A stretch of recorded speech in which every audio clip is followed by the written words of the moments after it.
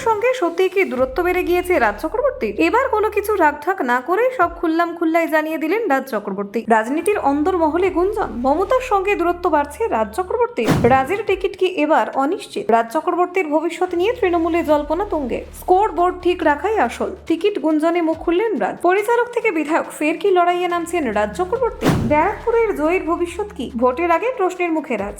মমতার সঙ্গে দূরত্বের জল্পনা কি আদৌ সত্যি? গ্ল্যামার প্রার্থী থেকে রেকর্ডে জয়। রাজ্যের রাজনীতি নিয়ে চলছে নতুন চর্চা। জানেন ঠিক কি ঘটল? দেখুন, 2021 সালে বিধানসভা নির্বাচনে তৃণমূল কংগ্রেসের হয়ে রাজনীতির ময়দানে পা রাখেন এক ঝাঁক টলিউড সেলিব্রিটি। মুখ্যমন্ত্রী মমতা বন্দ্যোপাধ্যায়ের নেতৃত্বে সেই রাজনীতিতে আসা তারকারা ব্যাপক সাড়া ফেলেছিলেন।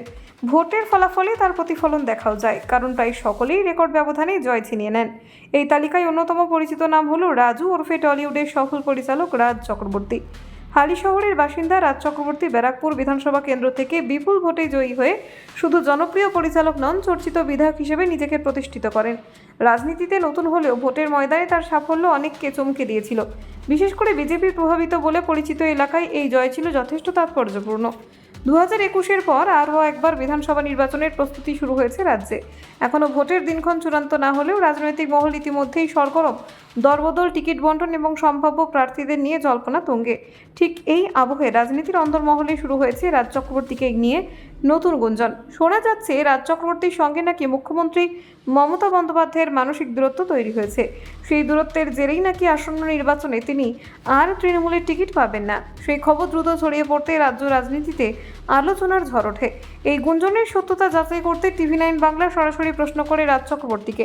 মুখ্যমন্ত্রীর সঙ্গে মানসিক দূরত্বের প্রসঙ্গ উঠতে রাজ প্রথমে এই বিষয়টিকে গুজব বলে উড়িয়ে দেন। তিনি জানান, প্রত্যেক নির্বাচনের আগে সোশ্যাল মিডিয়ায় এই ধরনের মনগড়া আলোচনা শুরু হয়।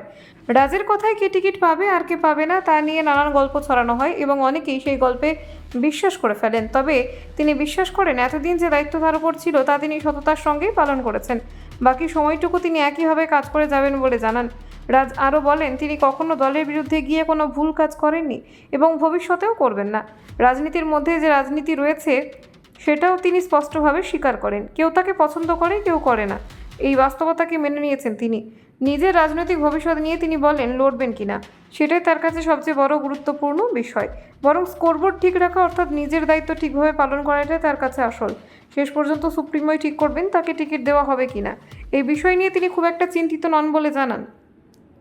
উল্লেখযোগ্য যে 2021 সালের নির্বাচনের আগে ব্যারাকপুর শিল্পাঞ্চলের রাজনৈতিক উত্তেজনা ছিল চরমে। বিজেপি এই কেন্দ্র জয়ের ব্যাপারে অত্যন্ত আত্মবিশ্বাসী ছিল, কারণ এই এলাকা বিজেপির তৎকালীন সাংসদ অর্জুন সিংয়ের শক্ত ঘাঁটি হিসেবে পরিচিত ছিল।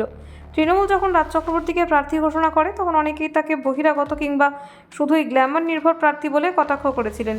সিনেমার জগৎ থেকে আসা একজন পরিচালকের পক্ষে এই কঠিন আসনে জয় সহজ হবে না বলেই মনে করেছিলেন অনেকে। তবে সমস্ত জল্পনা উড়িয়ে দিয়ে রাজ চক্রবর্তী উল্লেখযোগ্য ব্যবধানে জয়ী হন। বিজেপির প্রার্থী চন্দ্রমণি শুক্লাকে হারিয়ে তিনি ব্যারাকপুরে নিজের শক্ত জমি তৈরি করেন। এই জয় রাজনীতিতে তার গ্রহণযোগ্যতাকে প্রমাণ করে। এখন প্রশ্ন উঠছে, ফের কি সেই লড়াইয়ের জন্য প্রস্তুত রাজ? সেটা সময়ের অপেক্ষা। Bureau report, news prime Times.